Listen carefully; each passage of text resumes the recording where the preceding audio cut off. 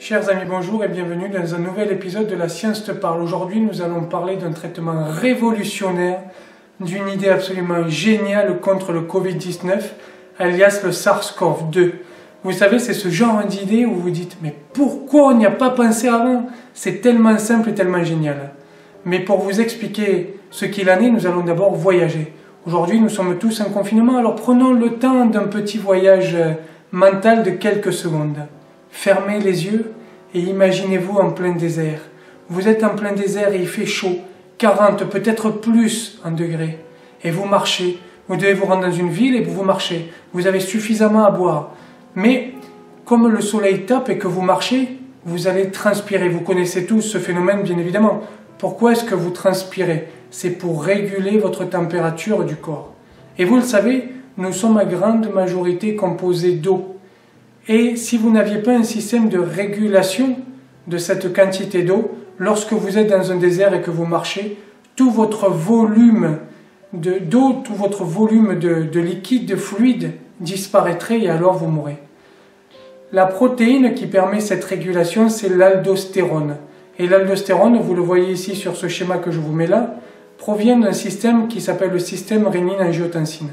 Pourquoi ce système? Eh bien, tout simplement parce qu'à l'époque, lorsque la vie est apparue, elle est apparue dans l'eau.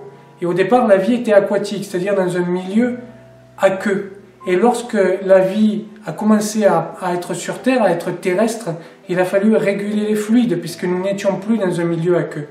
Et donc est apparu, au fur et à mesure de l'évolution, le système rénine-angiotensine, qui est d'ailleurs un des premiers systèmes endocrinologiques à être apparu il y a environ 3 milliards d'années.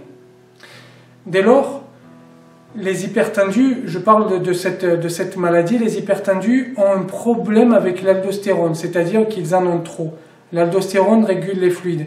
Mais si vous en avez trop, alors vous augmentez la pression. Imaginez votre cœur comme une pompe. Vous avez un certain nombre de tuyaux qui arrivent. Chez nous, ce sont les veines et les artères. S'il y a trop de pression, la pompe va avoir un petit problème pour réguler la sortie. C'est exactement ce qui se passe lorsqu'on a trop d'aldostérone. Mais il est aussi un autre organe qui permet la régulation des fluides, c'est le rein qui, lui, va synthétiser l'urine notamment. Et lorsque vous avez trop d'aldostérone, que vous avez trop de fluide qui arrive au niveau du rein, pour être filtré, puisque le rein est un filtre, vous allez aussi avoir des problèmes. Maintenant, passons au virus. Pourquoi est-ce que je vous parle du virus de l'hypertension de l'aldostérone? Eh bien parce que plus du tiers, entre 31 et 40% des gens qui sont sous respirateur, c'est-à-dire plus d'un tiers des patients qui souffrent de la forme sévère du SARS-CoV-2 alias le Covid-19, sont des personnes qui ont des problèmes d'hypertension. Donc il est nécessaire de réagir pour elles, mais il est aussi nécessaire de réagir pour l'ensemble de la population. Le virus, afin de pouvoir se multiplier, afin de pouvoir vivre, imaginez que ceci soit le virus, il va devoir entrer dans la cellule. Alors là, je vous prends un jeu pour enfants pour vous expliquer comment ça fonctionne. Vous voyez, sur la membrane cellulaire, vous avez différentes protéines et le virus ne peut pas rentrer dans la cellule par toutes les protéines. Vous voyez que si vous essayez par le rond, le carré ne rentre pas, pareil pour le triangle. Il va donc rentrer seulement par le carré. Il y a donc une seule protéine qui va permettre au virus de rentrer dans la cellule et donc il va permettre au virus d'infecter la cellule. Dans la vidéo que je vous ai faite il y a 2 jours, qui est un peu complexe sur les mécanismes d'entrée du virus et sur la pathogénicité d'un virus, je vous ai parlé de RBD, qui est le Receptor Binding Domain, qui est la partie de la cellule qui permet au virus de rentrer. La partie de la cellule qui permet au virus de rentrer, c'est ACE2, c'est-à-dire l'enzyme de conversion de type 2. Qu'est-ce que l'enzyme de conversion? L'enzyme de conversion, tout simplement, c'est un ciseau qui va découper des protéines. L'aldostérone, je vous l'ai dit, régule les fluides dans l'organisme. L'aldostérone régule les fluides dans l'organisme. Les hypertendus ont trop d'aldostérone. L'aldostérone provient d'une protéine qui s'appelle angiotensine 2. C'est pour ça que je vous ai mis 2 petits ronds ici, angiotensine 2. Lorsque vous avez l'angiotensine 2, elle se fixe sur un récepteur et vous avez l'aldostérone. Les hypertendus ont trop d'aldostérone et l'objectif, c'est de permettre, le corps lui-même va permettre, si vous voulez, de réguler cette quantité d'angiotensine 2. Je parle des hypertendus, mais je parle chez tout le monde en général. Et donc, pour réguler cette quantité, vous avez ACE2 qui est un ciseau protéique qui va couper l'angiotensine 2, coupe l'angiotensine 2, et là, vous n'avez qu'une seule partie, la partie bleue qui est l'angiotensine 1,7. Cette angiotensine 1,7 est moins active que l'angiotensine 2, et surtout, elle est bénéfique à l'organisme. L'angiotensine 2 est bénéfique à l'organisme parce qu'il permet la création d'aldostérone, la formation d'aldostérone. Lorsqu'il y en a trop, lorsque l'on produit trop d'angiotensine 2, et cela est notamment dû au sel, lorsqu'on mange trop salé, alors on va avoir trop d'aldostérone et donc on va avoir des problèmes d'hypertension. ACE2, ce ciseau-là, c'est le RBD, c'est-à-dire c'est l'enzyme d'entrée du virus dans la cellule. Et là, nous avons un problème.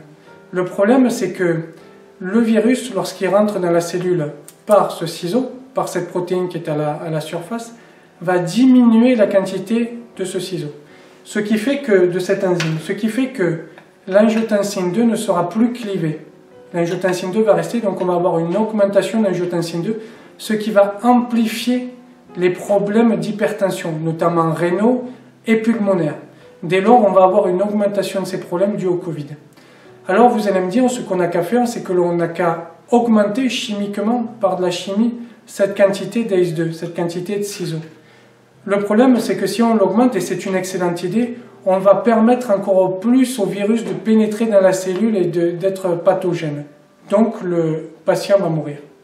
Si l'on diminue, si l'on bloque chimiquement ACE2, alors en effet, le virus ne pourra plus rentrer dans la cellule. Mais l'angiotensine 2 ne sera pas clivée, et donc on va conduire à des effets encore plus néfastes de l'hypertension, et donc le patient va mourir. Donc il y a trois possibilités. Soit on bloque la quantité d'ACE2, le patient meurt, soit on augmente la quantité d'ACE2, le patient meurt, soit on ne fait rien, le patient meurt. Dans tous les cas, on a un problème.